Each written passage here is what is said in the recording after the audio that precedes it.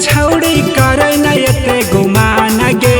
चढ़ल तोर जवनिया गे छौड़ी करे न एते गुमान गे। टोइए के छोड़तो गे छौड़ी छौड़ावा हम मंझियान गे। टोइए के छोड़तो गे छौड़ी छौड़ावा हम मंझियान गे। 16 के उमरिया में लागो ही छौड़ी जवान गे। 16 के उमरिया में लागो ही छौड़ी जवान गे। टोइए के छोड़तो गे छौड़ी छौड़ावा हम मंझियान गे।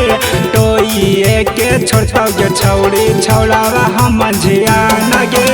टोइए के छोड़तो गे छौड़ी छौड़ावा हम मंझियान गे।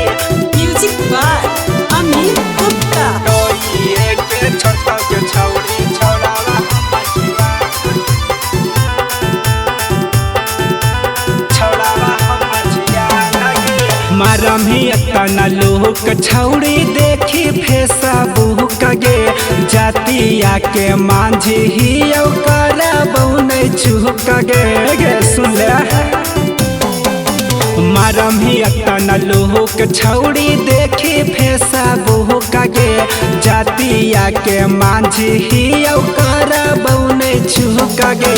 कहियो बतिया जाबन कर ले धयान गे। कहियो बतिया जाबन कर ले धयान गे। टोइए के छोड़तो गे छौड़ी छौड़ावा हम मंझियान गे। टोइए के छोड़तो गे छौड़ी छौड़ावा हम मंझियान गे। टोइए के छोड़तो गे छौड़ी छौड़ावा हम मंझियान गे। टोइए के छोड़तो गे छौड़ी छौड़ावा हम मंझियान छौड़ावा हम मंझियान गे। लपा लपा करौ छौड़ी पातर कामर तोहर गे। राइटर के दिला में बसो ही पोरे पोर गे।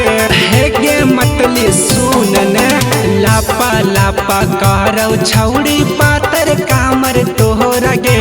दीपक के दिला में बसो ही पोरे पोर गे। साहिल के छौड़ी का वो तोड़ी है नहीं ईमान गे।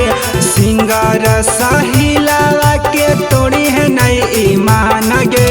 टोइए के छोड़तो गे छौड़ी छौड़ावा हम मंझियान गे। टोइए के छोड़तो गे छौड़ी छौड़ावा हम मंझियान गे। सवेरा फिल्म्स रिकॉर्डिंग स्टूडियो शाहपुर चौक देवन बिघा।